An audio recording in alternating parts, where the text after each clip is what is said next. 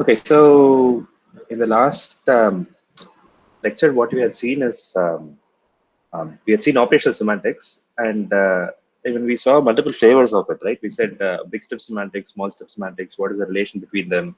And then we introduced contextual small step semantics, and we said, okay, they make describing um, advanced features such as concurrency very easy. And we saw a simple example that sort of gave you a intuition into how to encode that. So what we are going to do in this lecture is we are going to look at lambda calculus. Okay, so lambda calculus. So we've seen lambda calculus in 3100, right? So why bother looking at lambda calculus again? So the thing that we are going to do is to study lambda calculus more rigorously in this particular lecture. In particular, if you go back to what we had done in 3100, we said, oh, we have this lambda calculus. You can have types. We sort of stated some properties such as, oh, if you have simply type lambda calculus, then it's always strongly normalizing. That it cannot express programs that, I mean, all the programs in simply type lambda calculus will always terminate, right? But if you have untyped lambda calculus, then you can encode programs that are that don't normalize, right? So that keep running.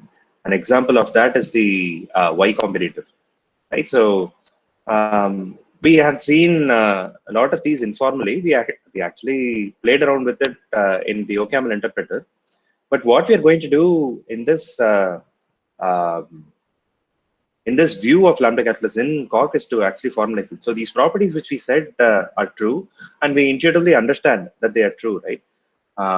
But the proof of actually showing that it holds true for all terms, such that something like a statement that a simply typed lambda calculus term is always strongly normalizing is is the fact that it is always strongly normalizing while um, untyped lambda calculus is quite deep, right? So what we're going to do in this lecture is to sort of um, do the same thing that we had done in the previous lecture, right? So we are going to take a language. That language is going to be lambda calculus, and we are going to prove some theorem on it using operational semantics, transition systems, and so on. So it's going to build up on what we had seen earlier.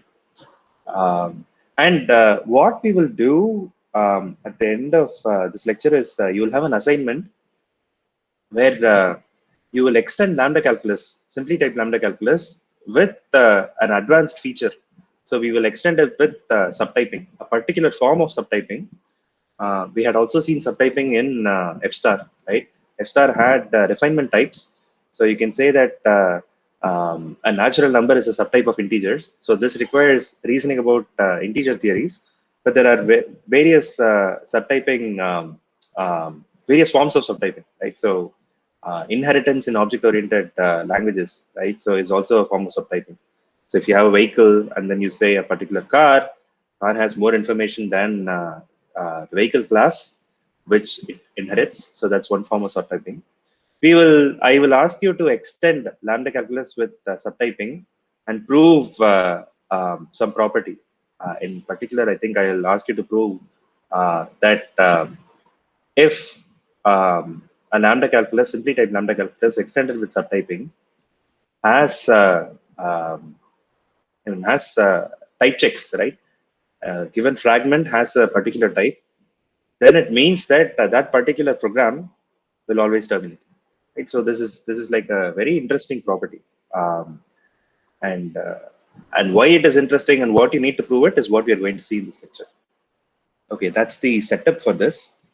Um, so the high level property, right? So why are we doing this sort of study? So types, right? So are also a form of a safety property. We saw refinement types; they are advanced ones, but ordinary types, simple types, are also a nice form of adding safety, and that is what we are going to emphasize in this lecture eventually.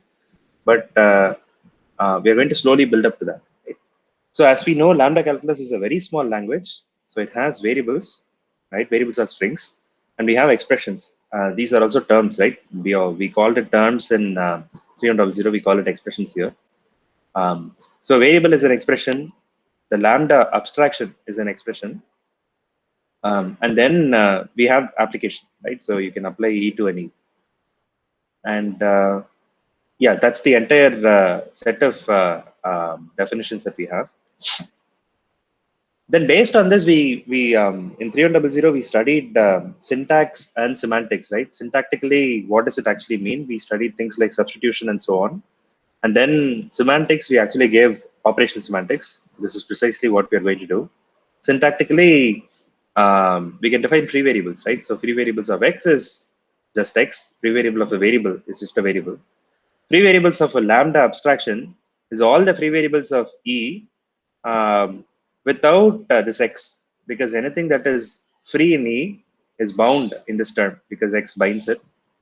So that's the free variables here. And free variables of application is just the union of the free variables of the constituent terms, right?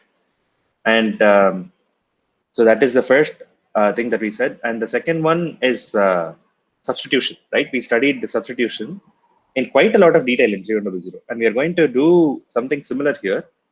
I think there is no standard. So one issue with PL in general is people tend to use different syntax for expressing the same ideas, right? In that course, I believe I had used when I wanted to express substitution, right? If I wanted to substitute, I said, here is the expression, and then I have the square braces. And I said, in x, we are going to substitute E prime for x, right? The square braces comes afterwards, but here we are using it before the expression that we are substituting. It's just one of those quirks in PL papers. Every time you sort of read a paper, you have to sort of grasp what is the syntax that people tend to use here. And it's okay. But it's just a thing that you have to get used to. So the thing that I want you to get used to here is that when you read this expression, right? So the expression should be read as in the expression x, I'm going to substitute E prime for the variable x, right? So because these are this is a variable and I'm substituting for x, the substitution gives me E prime, right? And if it is instead of y, where y is not equal to x, then I just don't do the substitution. I just leave it as is, right? And then in a lambda abstraction, if I'm going to substitute for x, the expression E prime, I'm going to leave it as is. Why is that? Recall that substitution only substitutes for free variables, right? So I'm replacing for x here the term E prime, but the point is that there are no free x's in this term, right? If there are any free x's here, then they are bound in this whole term. Right? So this substitution, right, where I'm substituting for x, does not have an effect because this is a lambda abstraction with the same variable name. Right? So that's the reason why we don't do that substitution. Instead, if you have a y, right, and x appears free in E, you go ahead and do the substitution. So this still is lambda y, and then you have E prime for x in E. So you keep substituting in the body of the lambda, and we explicitly state that y is not equal to x, just for clarity. Right? And finally, you have an application. How do you do substitution in an application? You substitute for both of the subterms. Right? So you recursively call substitution on those. The thing that you should, I mean, if you recall 3100 lectures, this is not completely right? In particular, this definition is partial, so it does not work on open terms. So this is precisely discussed in 3100. What is the problem here? If I do substitution, say, on lambda x dot y, so if you just look at lambda x dot y, right? Lambda x dot y is a constant function, right? It binds x, but it actually returns y. Whatever the value of x is, it is always going to return y. But if you do substitution of x for y in this term, it goes ahead and replaces y with x, And what this function becomes is a identity function. I mean, the semantics, although we haven't defined the semantics yet, the semantics has changed, right? So intuitively, the semantics has changed.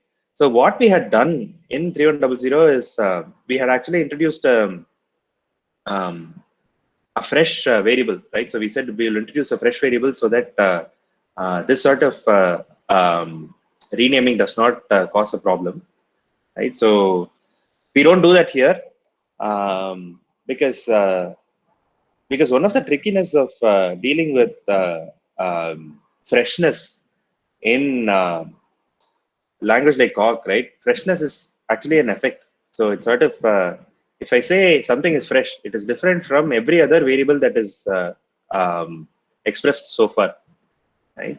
So how do you define every other variable? So you have to have this context. One way to do that is to use a global counter, which keeps incrementing.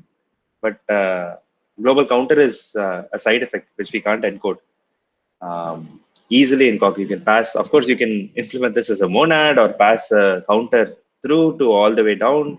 All of this can be done, but that's not really the focus of this lecture, right? So if you, because we don't have this particular,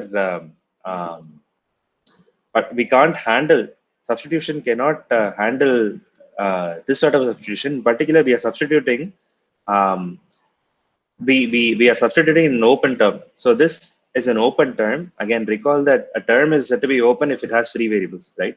This particular expression has a free variable y. So this is an open expression.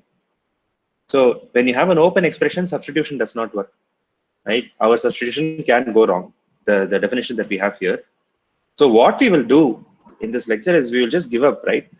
We'll just say we'll carefully write our examples such that we only substitute on closed terms, right? So we only do substitution where the term itself does not have any free variables. So this is a restriction. Of course, this is um, a real proof of doing this. We'll also have to handle that.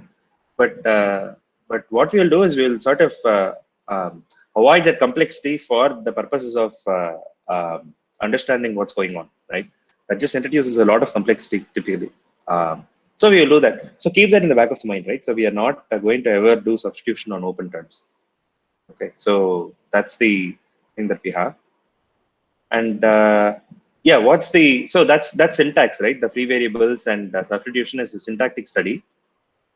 And semantics, what does it mean to, what does it mean? When you look at the lambda expression, what does it mean?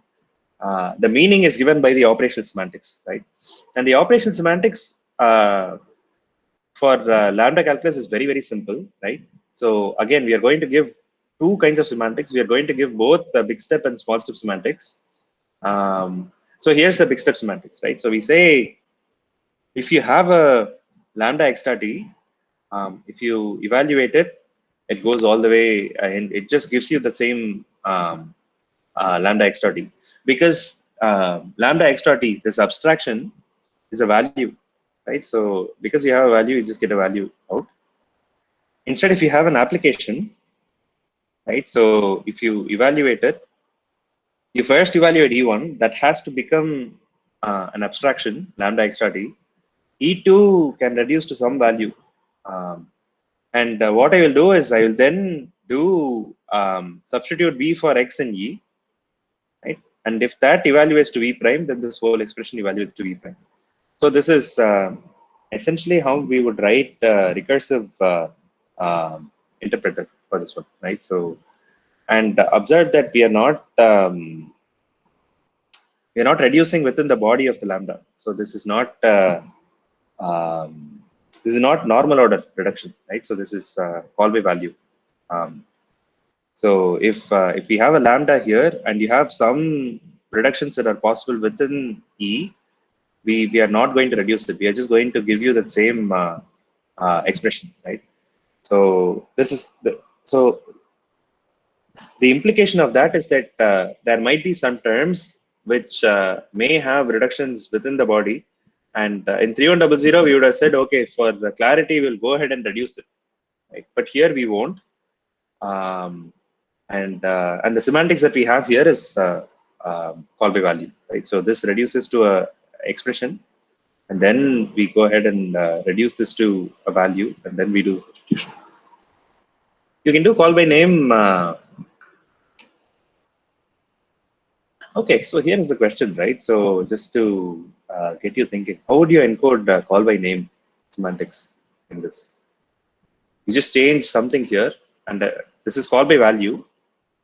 How will you change this to get call by name semantics? Recall that call by name does not evaluate the arguments before application.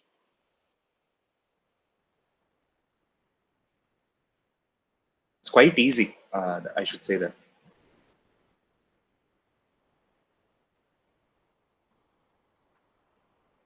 I can give you a clue. Call by value evaluates the function position and the value position, and then does the substitution. Call by name only evaluates the function position. It does not, if the function position goes to a lambda x dot e, it does not evaluate the arguments, right? It directly applies the argument.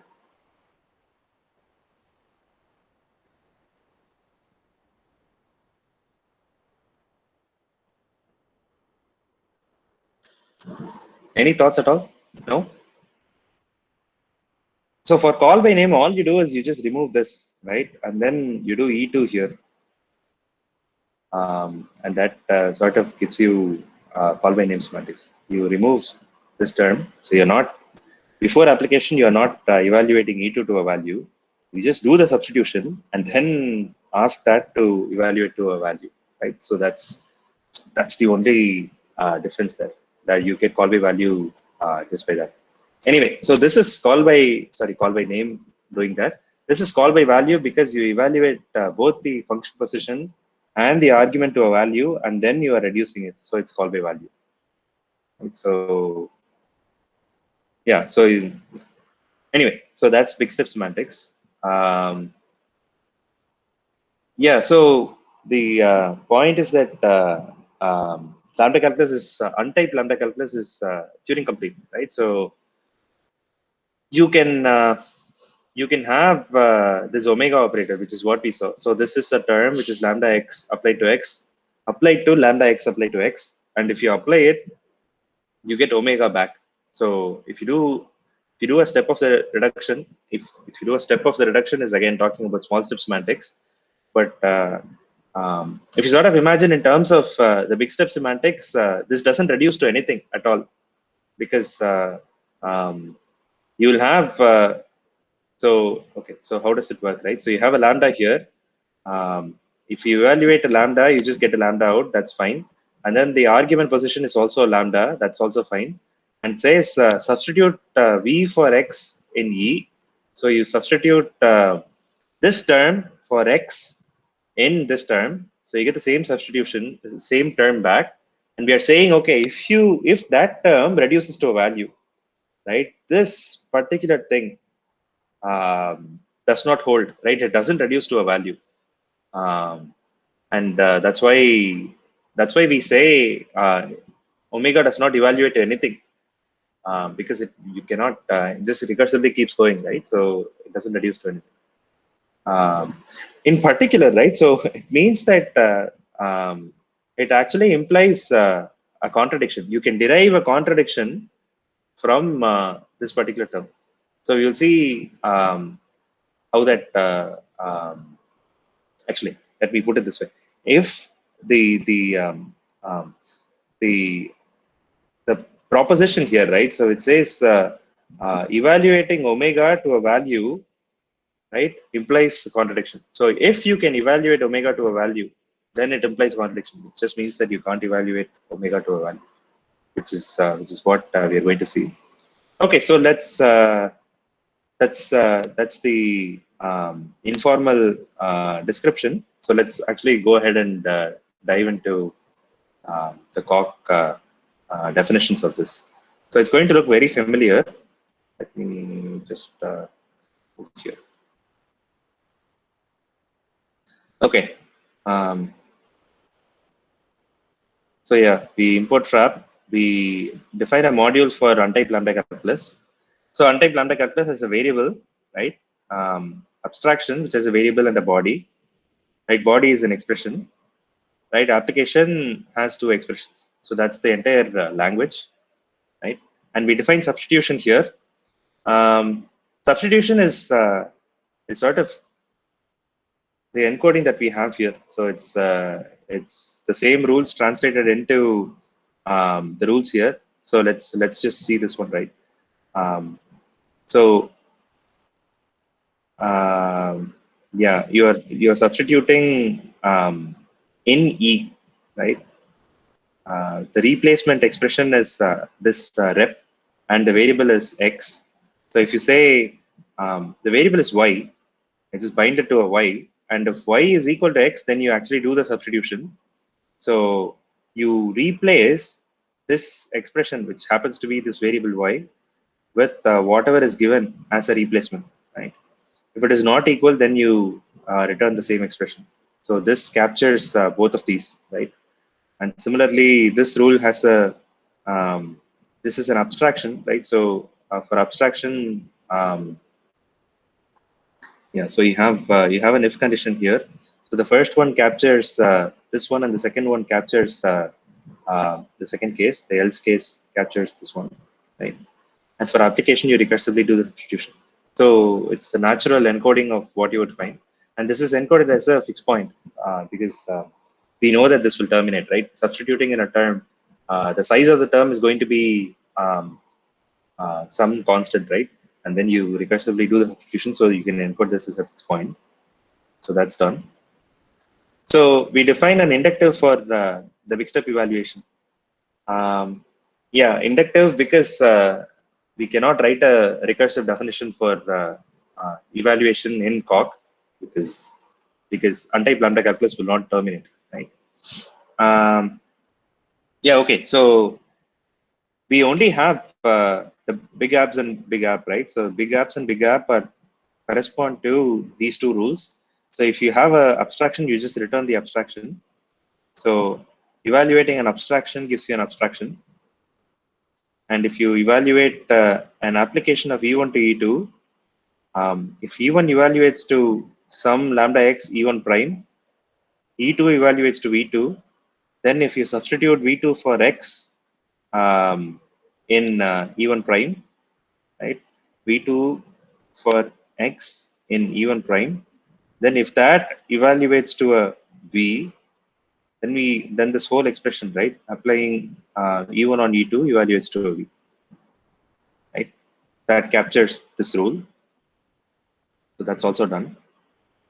And we don't, so the one thing that I should mention here is we don't have any rules for just variables, right? So if you remember how we did the semantics for lambda calculus in 3100, we had a variable case as well. Variable does not evaluate anything, right? So sorry, variable evaluates to itself. So there is it's sort of, we sort of consider that as a value, but here we are not considering that because we expect all of our programs to be closed, right? Because of how we've done the substitution. So that we omit the var case here. So we don't consider var case, but that's a minor thing. You can add it, and if you sort of equip the substitution to handle open terms as well, you can do it.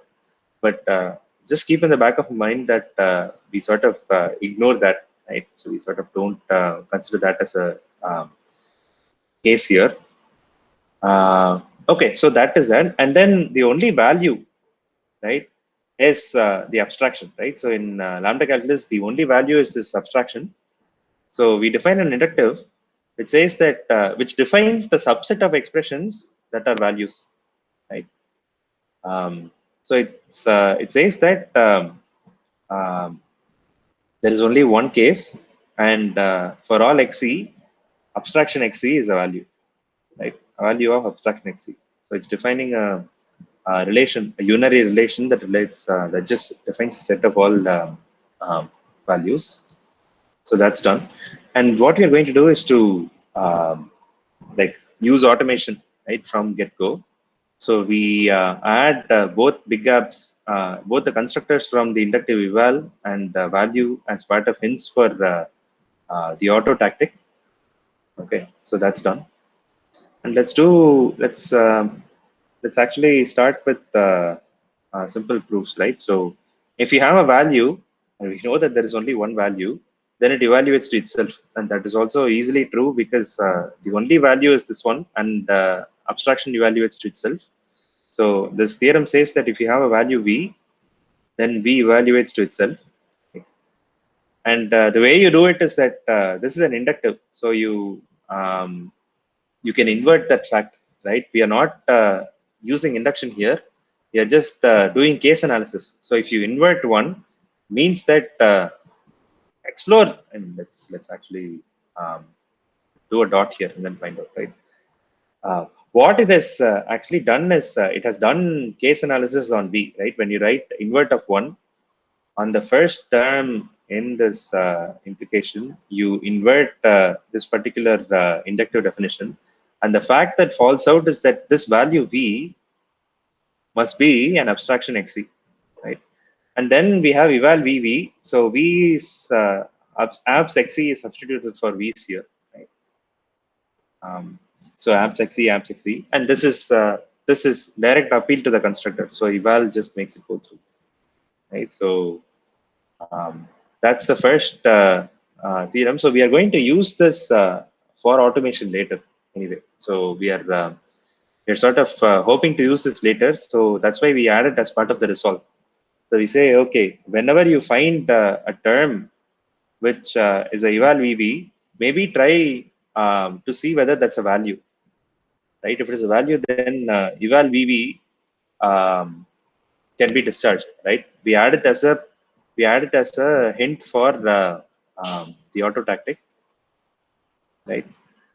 And the converse is that if you evaluate something and it actually gives you a V, then V is a value, right? So this is so the way to read this is that if evaluating E terminates, right, and the terminating thing happens to be a V, and V is a value. And this is quite natural. This is what we expect, but we have to actually capture that formally in Coq and get Coq to agree that this is in fact the case. So we write that down, and the proof is simple as you would expect. So you induct on eval, and this gives you these two cases, right? And we are using induction because we have repeated evaluations here, right? So this eval is going to have an induction hypothesis that appeals to these evals internally, and also this eval as well. So that's why we are using induct, and we had used invert earlier. So if you induct one E auto, it goes through. And the proof itself is, you can just maybe use debug E auto and then find out what has gone through. But it's very simple. So I am going to skip that. You can look at it in your own time. And we are also going to add this as a hint for the auto tactic.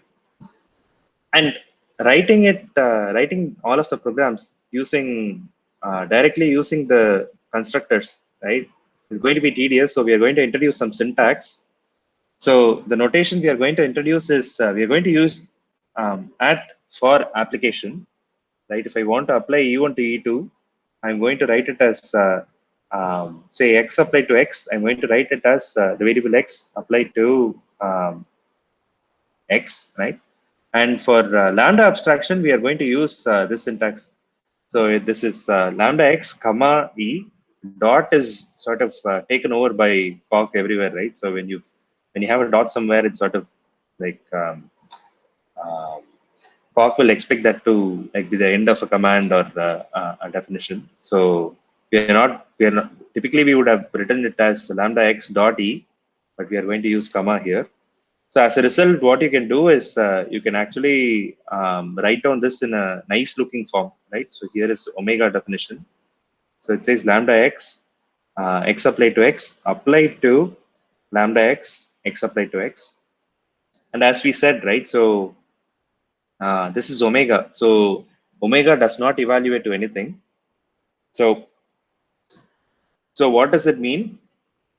We can actually derive a contradiction from this particular um, proposition. So essentially what it says is, if you can evaluate omega down to a value which you cannot, then you can derive a contradiction, right? So non-termination essentially is contradiction. This is what we had seen um, I think in the third lecture, right? So in induction we might have seen it, or maybe the first one, I don't remember which one, but we had seen this earlier, right? So this is why, this is the reason why we want all of our proof relevant terms, right? Any terms where we actually do um, propositions, right?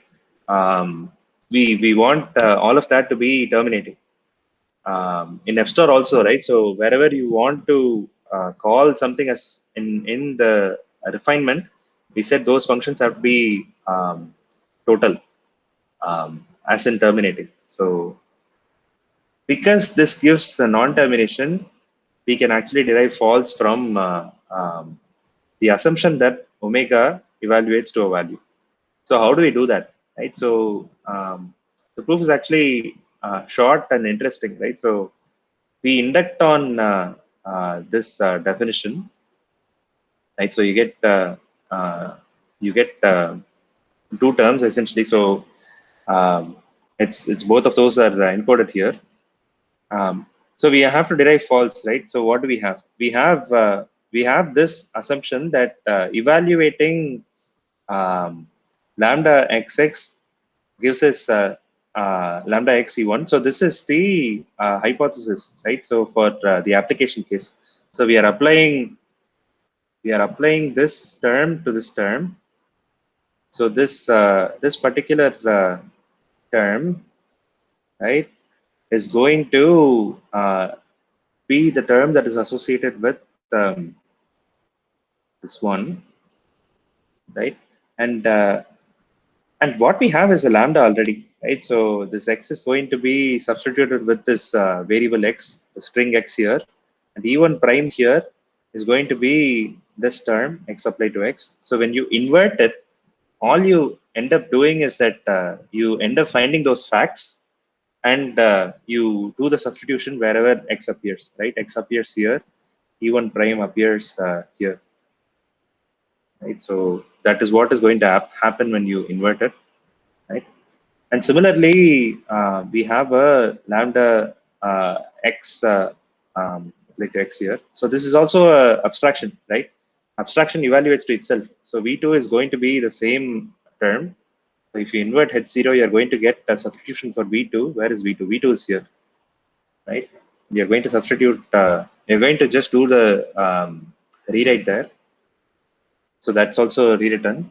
Now if you simplify, a little bit here. So what do we have, right? So we are going to, what does it say? This says something strange, right? So it's sort of saying, if you can have the omega term, because we did the substitution, right?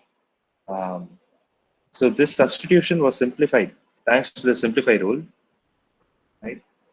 And this hypothesis actually says this is the expansion of omega. If omega equals omega, then you can derive false, is what we ended up with. So we are going to do backwards reasoning because this is trivially true. So this is implies false. I have false here. So I'm going to apply IHUL3. I will be asked to show this. This is trivially true because omega is precisely that term, right? Unfold omega. Yeah. So that term, so trivially true. So what we have shown is that if you evaluate, if you can evaluate omega down to v, then this implies a contradiction, right? So that we've shown. And this is not something that we can show in simply type lambda calculus, which would be interesting because this particular term will not have a type. You cannot type this term in simply type lambda calculus.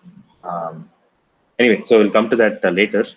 But of course, what this means is that untyped lambda calculus is Turing complete. So it can encode non-termination. So yeah, so that's the first part.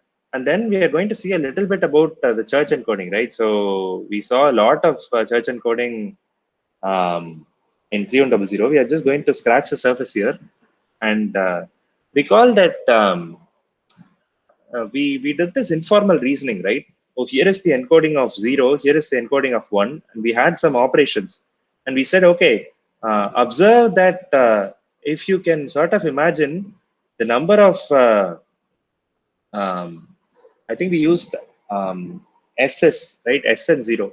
If you count the number of SS in one term, and you count the number of SS in another term, and if you apply add, the function that we encode in lambda calculus, the total number of S's syntactically will be the sum of these things, right? So this is an informal reasoning because you are manually counting the number of S's. But implicitly what you're doing is that you are relating somehow the count of the number of S's, which is a natural number, right, to the term which is sitting there. So the term which has the number of S's. So this was informal, but we are going to formally do that now. What do I mean by that? I am actually going to relate the lambda calculus encoding of church numerals, right? This 0 and successor and additions down to their natural number encoding in Coq. So I'm going to say if you do addition in church numerals, then it precisely is equivalent to doing additions in using natural numbers in Coq. Assuming that we understand how natural numbers in Coq works, right? We are actually going to prove that it is in fact the case, right? So that is what we are going to do in this this part of the lecture. So okay, so for that we need to encode first the numerals, and then we are going to encode operations on it, right? So here is 0, right? 0 is f of x. So I think we used s in s and z. In, if I'm not mistaken, in 3100, S is sort of a placeholder for successor, and Z is 0, right? So a number is always represented with S and Z, right? Any number has this S and Z, and 0 is just Z. And yeah, and plus 1 is going to be represented here as this term. So it takes an integer, not integer, this lambda, this church numeral, right, in this argument. And what does plus 1 do? Plus 1 takes a numeral and returns a numeral. So it takes a numeral and it's going to return this numeral here, right, this whole term here. And the idea is that all we do is, again, as numerals do, they take f and an x, right? All we have is we are just going to apply f and x to n, and we are going to just have an extra f around it. So this is precisely going to increase the number of f's by 1, right? And that is the meaning of plus 1. So this is what we said, right? This is how we define successor in untyped lambda calculus.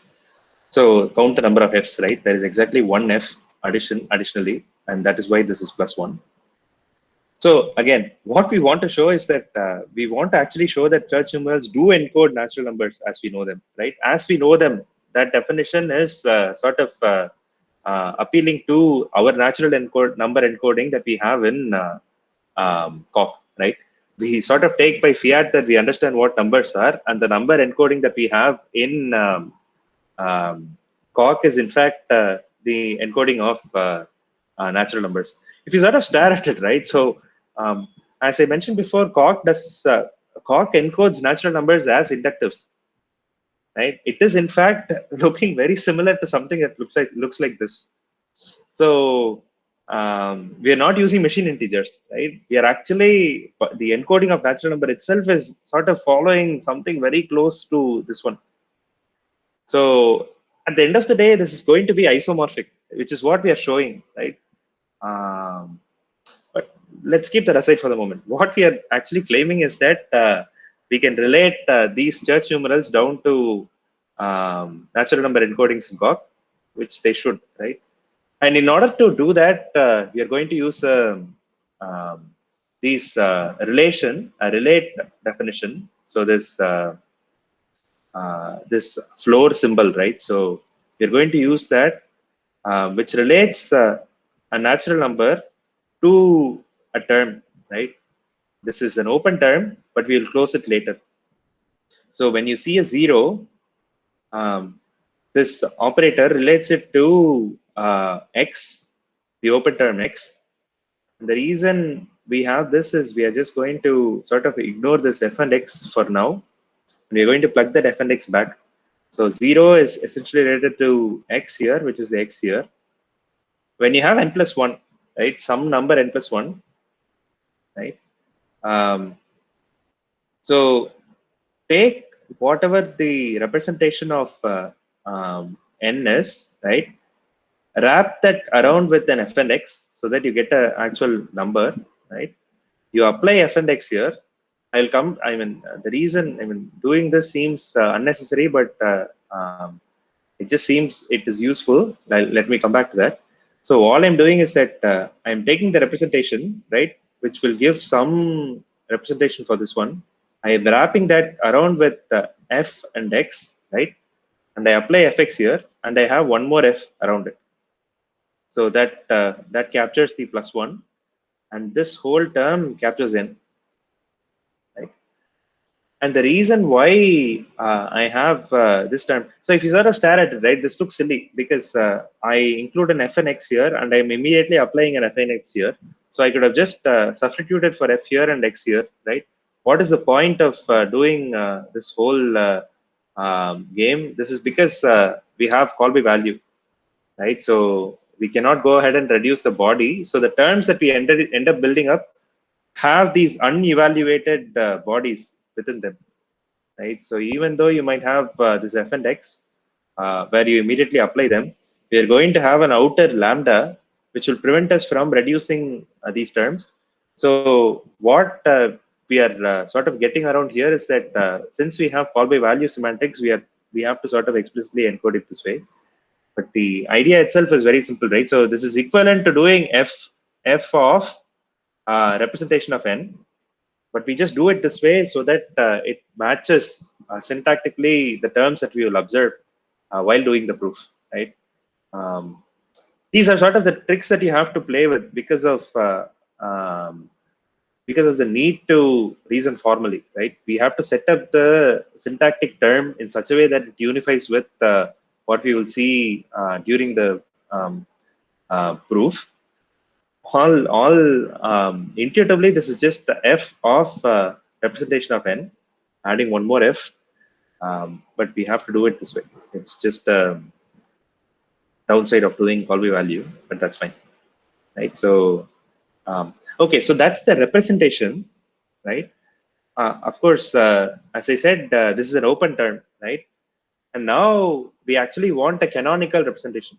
So we call this canonical representation. We write it down as n underscore.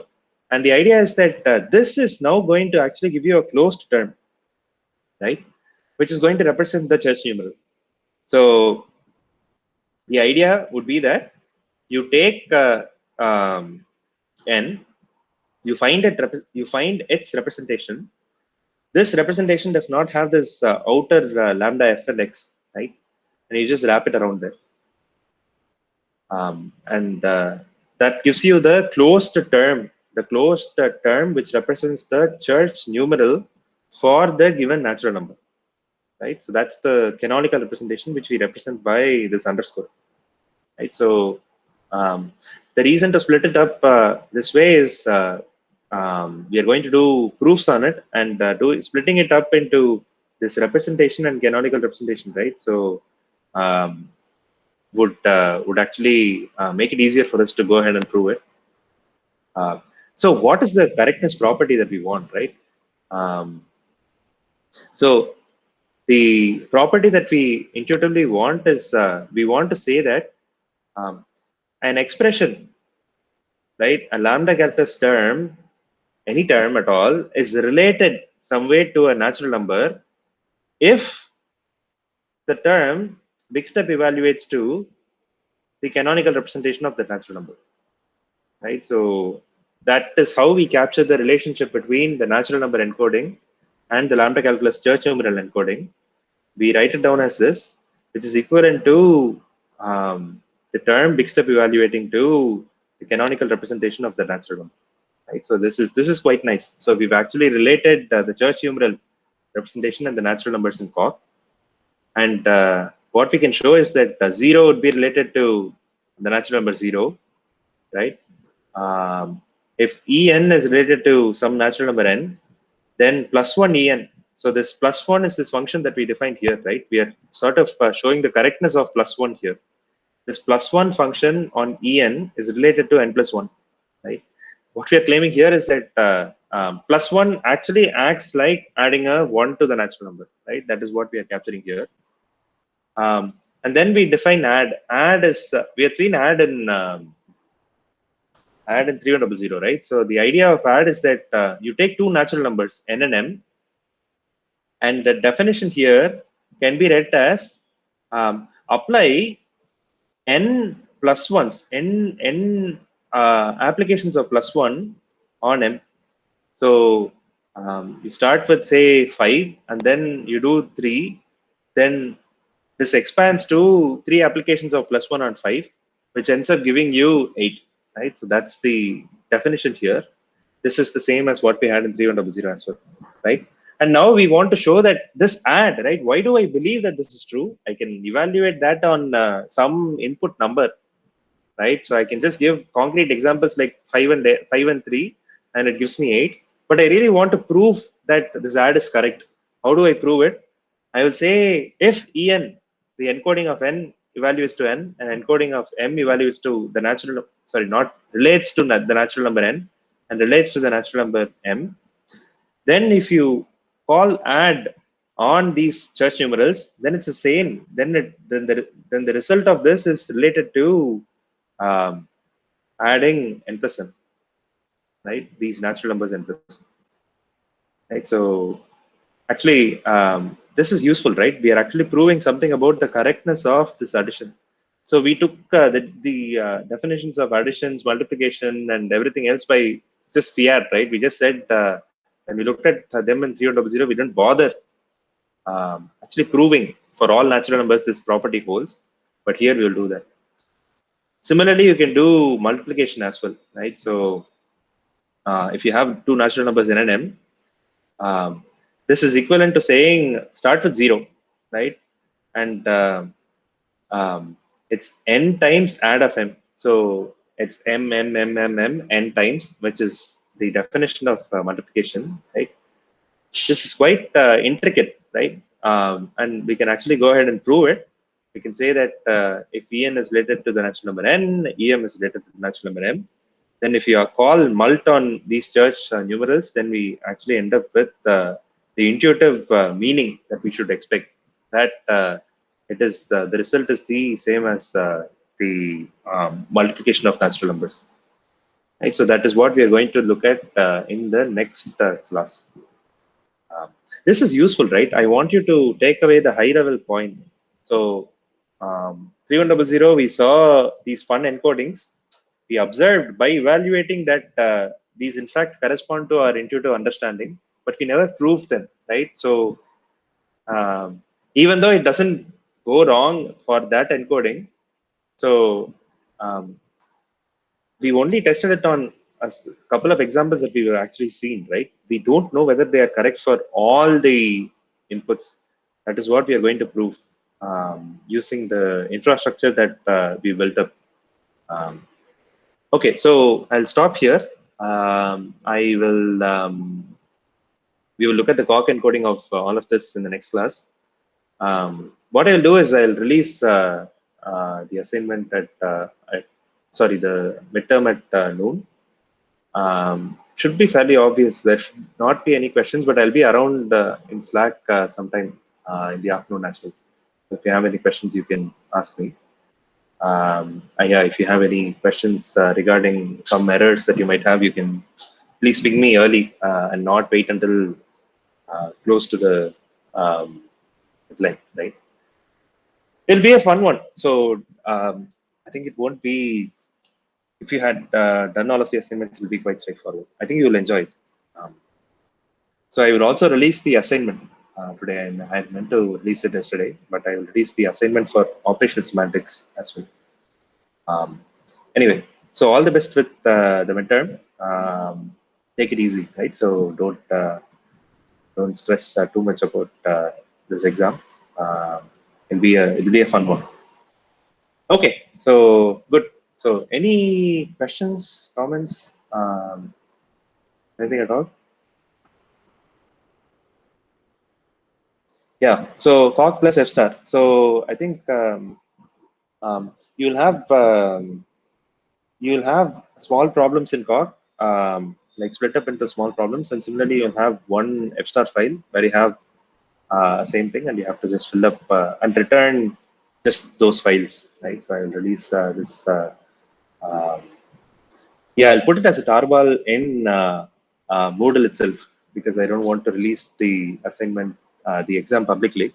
So this won't be found in um, the Git repo, but I will release it. Yes, it will be both on FStar and oh. Any other questions? Cool. Okay. In that case, we'll stop here and we'll catch up tomorrow. Bye bye.